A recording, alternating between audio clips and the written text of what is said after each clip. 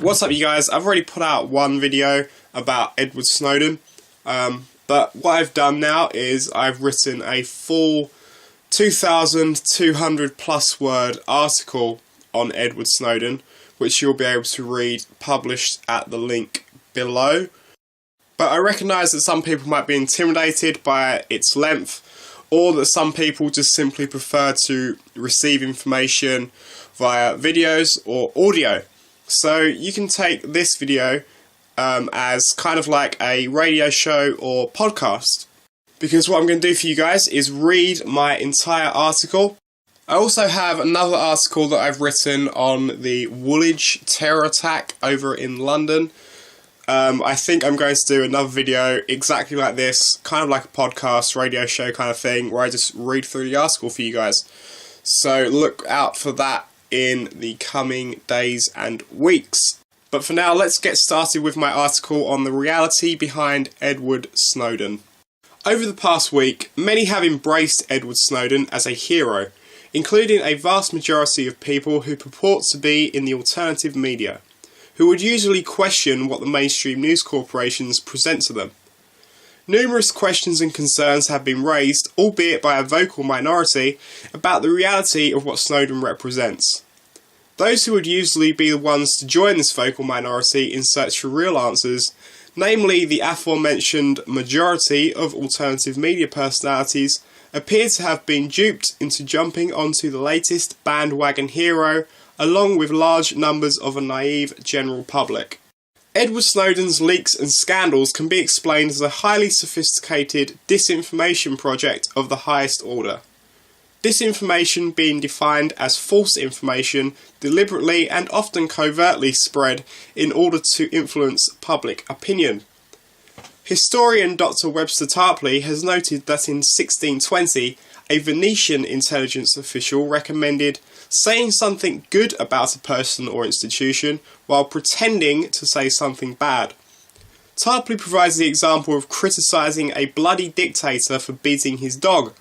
The real dimensions of his crimes are thus totally underplayed. So, we should be against the bloody dictator beating his dog, but ought to be more concerned with the more substantial crimes that the bloody dictator is known for.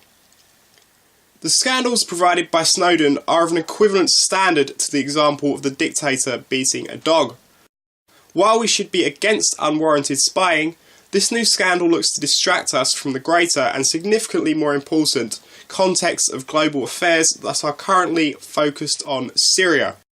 Snowden can be described as an actor in a limited hangout operation.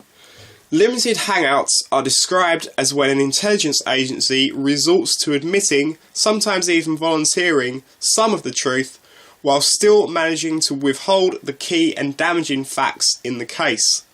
This coincides with the first of Tarpley's 3 conceptual identifiers for a limited hangout operation: the revelation of little information that is actually new. Simply put, Snowden has told us that the NSA is spying on emails and telephone calls, along with revelations that international superpowers spy on one another. While this may be shocking to some, these revelations can hardly be described as new or groundbreaking. Snowden has simply provided a name, PRISM, for what has already been understood to be going on for some time. This is somewhat similar to how Julian Assange of WikiLeaks rose to fame after providing the graphic video for an already acknowledged incident. These new slivers of information can, however, be particularly impactful, as the public is usually so intrigued by the new information that it never thinks to pursue the matter further. Not pursuing Snowden further may have disastrous consequences for world peace and security. The second conceptual identifier Tarpley provides for recognising a limited hangout operation is that the actors involved, Snowden and Assange for example, will become instant media darlings. A naive view would suggest that this occurs simply due to the magnitude of information the person is presenting. Reality would show that when providing a critique of controversial issues that truly matter to the Wall Street-centred US ruling class, such as 9/11, that these critics are slandered, attacked and denigrated. It is also interesting to note that these limited Hangouts actors have themselves participated in the attacking of 9/11 Truth activists. Assange has provided the most scolding attack, stating, "I am constantly annoyed that people are distracted by false conspiracies such as 9/11. Glenn Greenwald, who brought Snowden forward, is not interested in 9/11 Truth and instead focuses on blowback being the cause of terrorism. Norman Solomon, a former US State Department asset who is now supporting Snowden, was notorious 10 years ago as a determined enemy of 9/11 Truth. The magnitude of the 9/11 Truth issue is reflected in the authoritative status of those who question the official story, such as Andreas von Bülow, the former Secretary of State for the German Federal Ministry of Defense, and Mahmoud Ahmadinejad, the former President of Iran. It must be asked why these whistleblowers seem so vehemently opposed to the issue of questioning 9/11, and why they never have any new information to reveal regarding the event. They all appear to agree with the establishment that they proclaim to be fighting against on what is arguably the most important and controversial event in recent history, which provides much cause for concern. These concerns are somewhat amplified when the characteristics of Snowden are looked at in detail. Naomi Wolf has stated that during his interview he looked like someone who had learned his talking points, and his message promoted fears that an oppressive government would want to instill in other would-be whistleblowers, such as the idea that you will lose everything by standing up against it, in effect demonstrating the omnipotent capacity of said government. Doubts have been raised about whether Snowden had the ability to wiretap the president and shut down the NSA in a few hours, as he has claimed. These claims might be attributed to Snowden's apparent narcissistic tendencies, most evident in modelling photographs and an online biography of his that have now been published. Snowden is known to have enlisted in the US Army in May 2004, where he wanted to fight for freedom in a special forces unit. Tarpley states that this shift from militarist to civil libertarian remains unexplained and highly suspicious, a conclusion that is substantiated by the other added character concerns. One can also judge a man by the company he keeps, and in Snowden's case, that means WikiLeaks. Before shooting into mainstream fame, WikiLeaks received an endorsement from Cass Sunstein, suggesting that they have immense potential. This should be of immediate concern to anyone looking for legitimacy in leaked information, as Sunstein is the author of a 2008 paper where he advocated the main policy idea and promising tactic of using cognitive infiltration to disrupt and break up ideological and epistemological complexes that investigate and promote anti-government conspiracy theories. He notes that direct government rebuttals will prove ineffective, and therefore external government allies will need to be used.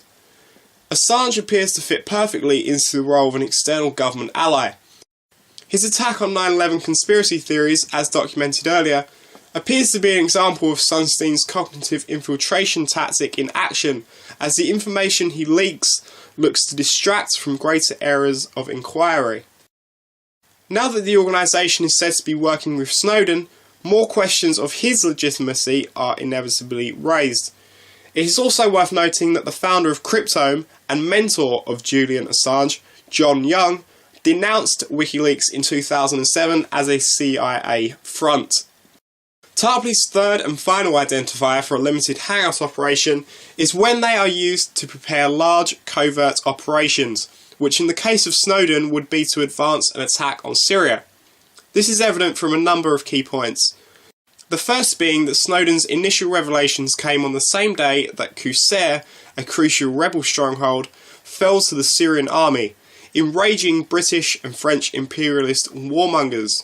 Here we must remember the critical contextual point that Obama has refrained from an all-out attack on Syria, something that those in London and Paris have been pushing for heavily over the past few months. Snowden's revelations triggered what Tarpley described as a firestorm of criticism, specifically aimed at Obama. The London Guardian does not only publish the new scandal that caused this uproar, but they also like to point out how it is causing damage to Obama by putting his approval rating at its lowest point since last November's election and has caused a collapse in trust. Attacking Obama pushes him to a point where he must conform to the will of the establishment to attack Syria outright or be ousted. For further evidence on The Guardian's push for war in Syria, we can find an article titled "A Political Ploy. The Guardian's editors swallow US claims on Syrian WMD." It documents the stunning comments from The Guardian's editors, including that the use of chemical weapons is an outrage and is against international agreements. It adds to the charge sheet against the Assad regime. The article's author states that these are among the most shocking comments we have ever seen in The Guardian, and they endorse the latest claims on Syria, and that The Guardian editors are on message, on side, and boosting war propaganda. We can now understand why The Guardian would use Snowden to attack Obama as a means to fulfill the agenda which they support of a more open war against Syria. It is possible to provide a real-world example for another limited hangout operation that has prepared similar attacks by looking to none other than WikiLeaks. As an organisation, they have never destroyed the career of a British, American or Israeli politician, but instead a laundry list of people that bears a striking resemblance to the CIA enemies list. Their attack against Assad of Syria through a somewhat pathetic email sex scandal should make it immediately clear whose interests they represent, the same ones who also control the direction of The Guardian. With both The Guardian and WikiLeaks supporting Snowden, we can almost be certain of whose interests he too represents, those who are aiming for war. Therefore, the armies of dupes currently attacking Obama for what Snowden has revealed, many of who should know better, are in actual fact facilitating the establishment's agenda for a wider war in Syria by weakening the anti-open war president. While this in no way seeks to aggrandise or apologise for Obama, the fact that he has not initiated a wider war in Syria must be recognised as a positive policy direction. We can see a similar direction during the attack on Libya, where Obama officials refused to call the attack a war. They instead insisted on calling it kinetic military action. To add to this anti-open war course, Obama's actions against Iran do not include bombing runs and tactical nuclear strikes, but instead methods of economic warfare that look to make Iran's currency, the rial, useless. Articles are now emerging stating that Obama needs to act now on Syria, from those who clearly understand what Snowden represents, the manufactured opportunity to fulfill the agenda of war with Syria. They state that lives have been lost and battlefield gains the insurgents enjoyed 6 months ago have been squandered thanks to Obama not acting sooner. Are we really going to allow this new limited hangout operation to bring us into another war? It is disappointing that so many are unable to understand the complexities of the disinformation and limited hangout capacity that Snowden symbolises. But what is more worrying is the fact that many should simply know better when it comes to such matters. What is particularly interesting is how it was broadcast that Ed Snowden has been a supporter of and donor to libertarian Ron Paul's 2012 presidential campaign. The use of the name Ron Paul appears to be an indispensable tool for ensnaring the support of the libertarian audience, an audience that is substantial in both physical size and influence, particularly in the alternative media. Do libertarians have an almost childlike trust in anyone who supports Ron Paul?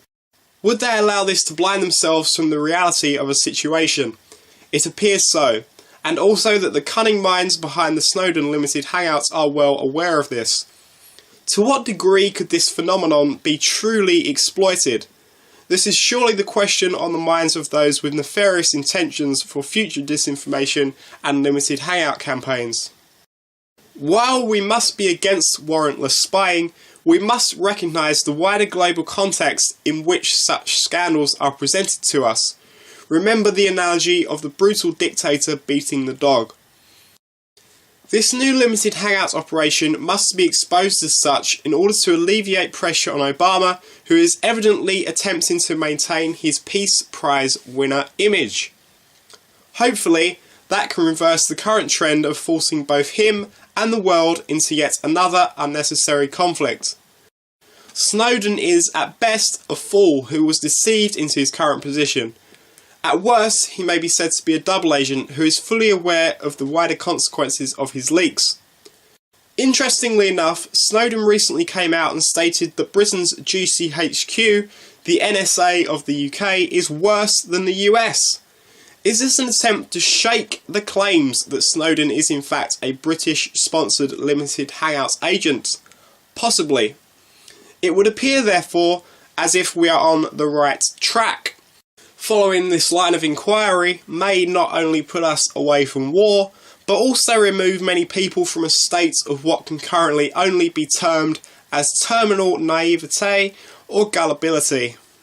That was an article written by myself, Stuart James Hooper. It clocks in at 2,208 words, and you can find it published at the link below. I hope you guys found it interesting and thought-provoking, and I really advise you to go and check out the actual written article, because you will see that it is fully referenced and there is a complete reference list at the bottom of the article where you can find more detailed information on all the points that I've just made. While I do like just doing the regular kind of YouTube videos where I stand in front of the camera and present to you guys some articles, I do prefer to write. When I write, I can build up a much more detailed and structured debate and argument, which in my opinion is a lot more powerful than just sitting in front of the camera and just going over a few notes that I've made. So please leave me a comment on not only the information and debates and arguments that I presented in my article, but also on this method of presentation, which is almost somewhat like a podcast. So thanks again for listening. I hope you guys enjoyed this. Please follow me on Twitter, which there is a link for below. I cover current events and issues like this constantly on a day-to-day basis over there on Twitter. Please subscribe to my YouTube channel for regular reports such as this, which will be much more detailed than the information I can present on Twitter, of course. Remember to hit like on this video and share it with all your friends, and especially people that have been somewhat sucked into the Snowden affair. So thanks again, and I'll talk to you guys real soon. What's up, you guys? I've already put out one video about Edward Snowden, but what I've done now is I've written a full 2,200 plus word article on Edward Snowden, which you'll be able to read published at the link below. But I recognise that some people might be intimidated, and media personalities appear to have been duped into jumping onto the latest bandwagon hero, along with large numbers of a naive general public. Edward Snowden's leaks and scandals can be explained as a highly sophisticated disinformation project of the highest order. Disinformation being defined as false information deliberately and often covertly spread in order to by its length, or that some people just simply prefer to receive information via videos or audio. So you can take this video as kind of like a radio show or podcast, because what I'm going to do for you guys is read my entire article. I also have another article that I've written on the Woolwich terror attack over in London. I think I'm going to do another video exactly like this, kind of like a podcast, radio show kind of thing, where I just read through the article for you guys. So look out for that in the coming days and weeks. But for now, let's get started with my article on the reality behind Edward Snowden. Over the past week, many have embraced Edward Snowden as a hero, including a vast majority of people who purport to be in the alternative media, who would usually question what the mainstream news corporations present to them. Numerous questions and concerns have been raised, albeit by a vocal minority, about the reality of what Snowden represents. Those who would usually be the ones to join this vocal minority in search for real answers, namely the aforementioned majority of alternative